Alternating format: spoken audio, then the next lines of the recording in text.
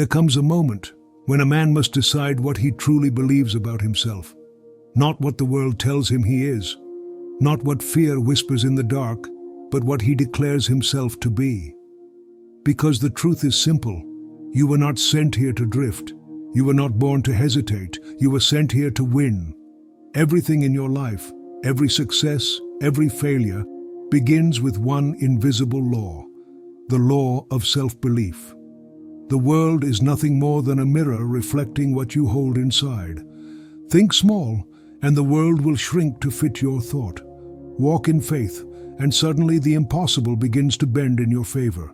Most people never understand this law. They think life happens to them, but the wise understand. Life responds to them. Henry Ford knew it. When the world mocked his dream of building a car for the common man, they said he was foolish. But Ford smiled and said, "Obstacles are those frightful things you see when you take your eyes off your goal." And so he persisted, not because the path was clear, but because his faith was. Thomas Edison knew it too. 10,000 failures could not defeat him, because each one was not failure, it was instruction. Each mistake whispered, "Adjust, refine, rise again." And Andrew Carnegie, the telegraph boy turned steel titan, lived by one creed: act with dominion. He did not wait for luck. He created law through discipline and belief. These men shared one truth: they acted as though they had been sent to win. And that belief became contagious. When you carry yourself like a victor, the world begins to conspire with you. Opportunities open. People feel your conviction before you speak a word, because confidence has a frequency, and the world tunes itself to your tone. But the opposite is also true. If you expect loss, loss will find you. If you expect doubt, life will confirm it. Addiction to excuses and self-pity keeps 99% of humanity stuck in mediocrity. Only the 1%, those who believe, act, and decide, ever rise. So choose today. Are you one of the 99 or the 1? Hesitation is the most expensive habit in the world. It costs you time, opportunity, peace, and legacy. The man who hesitates repeats his past failures again and again until he becomes addicted to the cycle of almost. He may earn wealth, but his spirit remains poor. He infects his family and generations with the virus of doubt. Because uncertainty is hereditary, it is passed down like silence at the dinner table. But when a man acts as though sent on divine assignment, everything changes. His steps gain weight. His voice carries conviction. He no longer waits for signs. He becomes one. The universe recognizes decisiveness. It bends toward the man who commands, not the one who pleads. To act with purpose is to align with the rhythm of creation itself, to move as if heaven backs your cause, because it does. And it all begins with one law, the law of dominion. Mastery over self is the first form of mastery. You cannot control the winds, but you can command your sail. You cannot silence the world, but you can still your mind. Thought is the most powerful energy in existence. It builds empires and destroys civilizations. It shapes nations and your destiny. A restless mind breeds chaos. A disciplined mind builds order. Self-command is the root of all power. Failure itself is only a question the universe asks you. Will you command yourself, or will you surrender? Ford, Edison, Carnegie, they all answered that question with action. They ruled their thoughts when others drowned in doubt. They obeyed purpose when others obeyed fear. And every time you hesitate, you rebel against the reason you were sent here. Look closely at the world around you. You'll see two kinds of people, the drifters and the masters. The drifter floats wherever the wind blows, a slave to circumstance, emotion, and mood. He waits for the right moment that never comes. He prays for direction but ignores discipline. The master, however, commands the storm. He stands calm while chaos screams around him. He looks directly into uncertainty with eyes steady and unmoving. Because he knows, dominion begins within.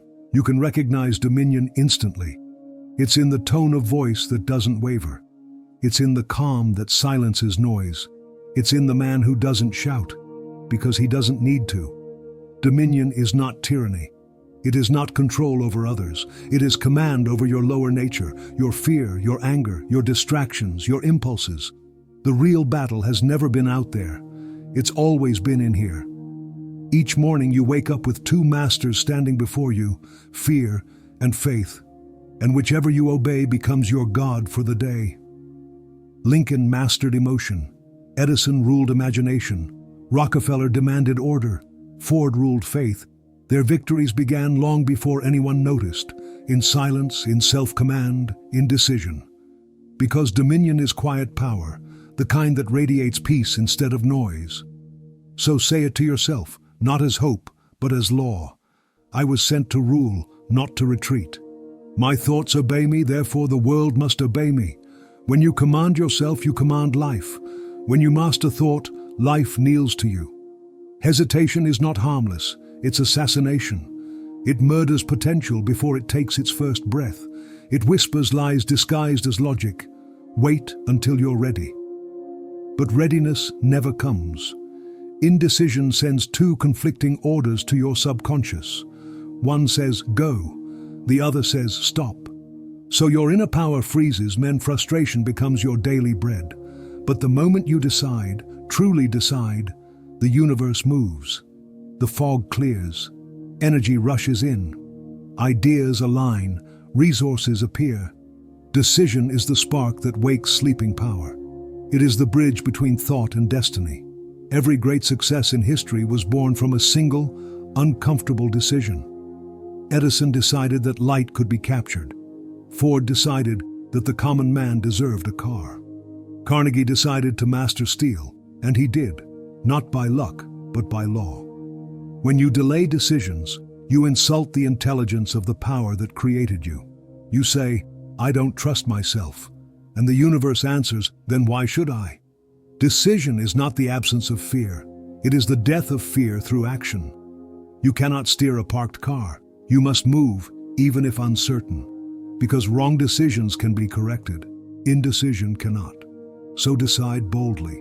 Command your mind every night. Every decision I make is law to my destiny. Decision brings presence. It brings calm. It ends mental noise and replaces it with motion. Because nature rewards movement, not hesitation. Emotion is a poor general. Let reason choose and let faith lead. Habitual decisiveness becomes your identity, and destiny always obeys identity. There will be days when enthusiasm fades, when the path feels long and faith feels faint. That's where persistence begins. Persistence is not noise or struggle. It is quiet loyalty to purpose. It is the invisible hand of faith guiding you when you can no longer see the way. Edison did not fail 10,000 times. He succeeded 10,000 lessons deep. Ford did not stop when mocked. He smiled, for he knew mockery is proof of motion. Carnegie did not surrender to poverty. He built discipline brick by brick. Persistence is what converts decision into destiny. It bridges the gap between I will and I have. The persistent man adapts methods but never changes purpose. He bends strategy but never bends spirit. Each repetition strengthens the link between faith and fulfillment. Like a farmer who sows in silence, persistence demands patience. You cannot dig up the seed to check if it's growing. You must trust the soil. The fatigue of faith is your greatest enemy. When you tire, rest, but never retreat. Because surrender destroys what rest can restore. Say it now and mean it. I am loyal to my purpose, therefore I cannot fail. Success is not measured by speed, but by steadfastness. Persistence is harmony with the universal rhythm, motion that refuses defeat. And the man who persists long enough becomes law in motion. Before a man can hold it in his hands, he must see it in his mind. Imagination is not fantasy, it is prophecy. It is the unseen blueprint of the world you are building. Every great creation was first a vivid image in someone's inner eye. The drifter believes only what he sees. The master believes what he imagines, and therefore he sees more. Your subconscious cannot tell the difference between what is vividly imagined and what is physically experienced. That means every thought is a rehearsal for your future. If your imagination is soaked in fear, you will live in failure. If it is filled with faith, you will walk into fortune. Many men fail not because of lack of skill, but because of lack of vision. They never saw their victory clearly enough to pursue it. Visualization is not daydreaming. It is instruction to the universe. You must see every detail, the tone of your voice, the calm in your posture, the light in your eyes when your dream comes true. This kind of seeing changes you. It makes your actions align with your destiny. It builds certainty before proof arrives. But to hear vision clearly, you must enter silence. Solitude refines sight. Noise clouds imagination. And remember, vision without action is fantasy. Action without vision is futility. You need both wings to fly. Each morning declare, I live each day as the man I am becoming. My vision is clear, and my actions obey it. Vision is faith in motion. It commands the future instead of waiting for it.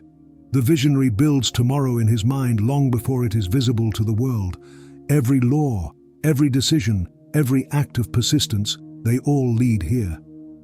Identity. Because identity is destiny. You cannot rise above the image you hold of yourself. No strategy can save a man who secretly believes he is unworthy of success. No discipline can sustain a man who secretly identifies as failure. Success is not pursuit, it is recognition, it is remembering who you already are. Every morning, the man who knows his identity walks differently. He doesn't compete, he commands.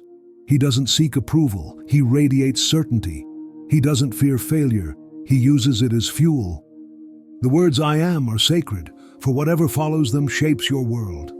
Say I am tired, and your body obeys. Say I am sent here for victory, and the universe rises to prove you right. Affirm identity daily. I am sent here for victory.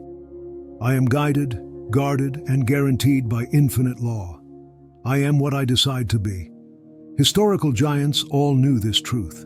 Before Ford built cars, he built conviction.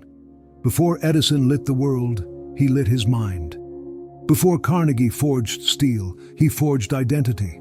When your identity is firm, decision becomes simple, persistence becomes natural, vision becomes clear, and peace replaces comparison. Because once you know who you are, the noise of the world loses its power. You are not a mistake, you are not random, you are not here by chance, you are here on assignment, you are unique, irreplaceable, chosen, not to dominate others, but to master yourself and illuminate the path for others.